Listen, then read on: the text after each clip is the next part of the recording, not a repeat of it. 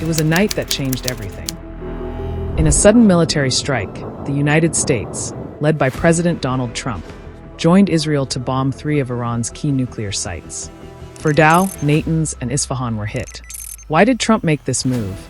And what does it say about his renewed bond with Israeli PM Benjamin Netanyahu? We explain.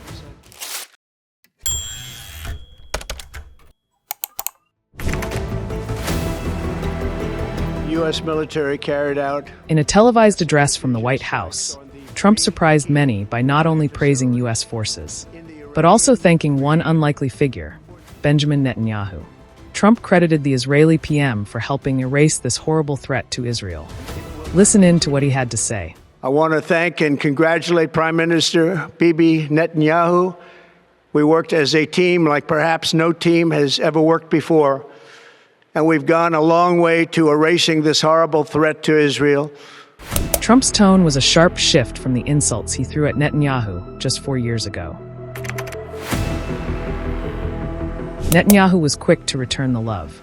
Calling Trump's decision bold and historic, Netanyahu said, "America has done what no other country could do." Congratulations, President Trump. Your bold decision to target Iran's nuclear facilities with the awesome and righteous might of the United States will change history. In Operation Rising Lion, Israel has done truly amazing things. But in tonight's action against Iran's nuclear facilities, America has been truly unsurpassed. It has done what no other country on earth could do.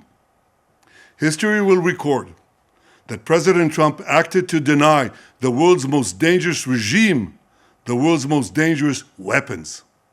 His leadership today has created a pivot of history that can help lead the Middle East and beyond to a future of prosperity and peace. But here's the twist.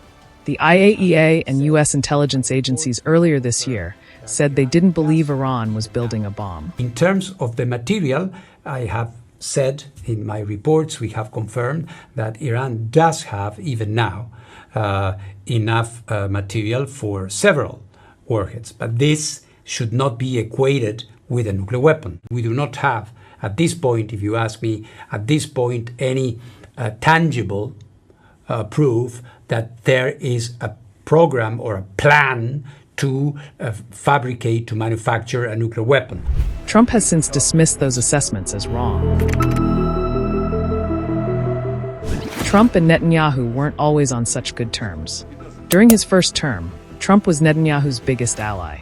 He moved the U.S. embassy to Jerusalem, recognized Israeli sovereignty over the occupied Golan Heights, and helped broker the Abraham Accords. He also pulled the U.S. out of the Iran nuclear deal in 2018, calling it defective at its core. But in 2021, that friendship cracked. When Netanyahu congratulated Joe Biden on his win, Trump was furious. In an interview, he even said, Fast forward to this year. Trump's return to politics brought the alliance back.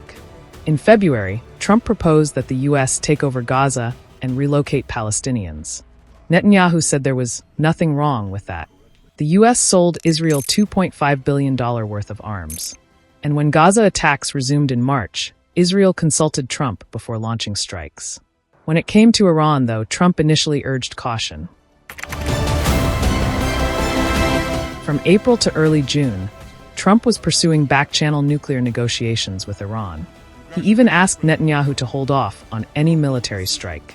"We're very close to a solution," Trump told reporters in May. I wouldn't say waved off. I'm not in a rush to do it because I think that Iran has a chance to have a great country and to live happily without death. And I'd like to see that. That's my first option. If there's a second option, I think it would be very bad for Iran. And I think Iran is wanting to talk. I hope they're wanting to talk. It's going to be very good for them if they do. And I'd like to see Iran thrive in the future, do fantastically well. But by mid-June, diplomacy stalled. The IAEA flagged Iran's lack of transparency. Trump warned of serious consequences. Then the tide turned. June 13th, Israel launched massive airstrikes on Iran, killing nuclear scientists and military officials. At first, the U.S. distanced itself. Secretary of State Marco Rubio called the strikes unilateral. But behind the scenes, Trump knew of Israel's plans. Talks with Iran were suspended.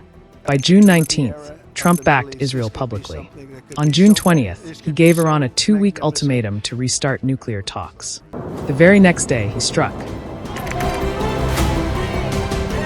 Trump's decision has divided his own MAGA support base. Many conservatives supported diplomacy. Others applauded the strike. Middle East tensions are soaring. Trump and Netanyahu are back in sync. But will this gamble bring peace, or light the fuse for something far more dangerous?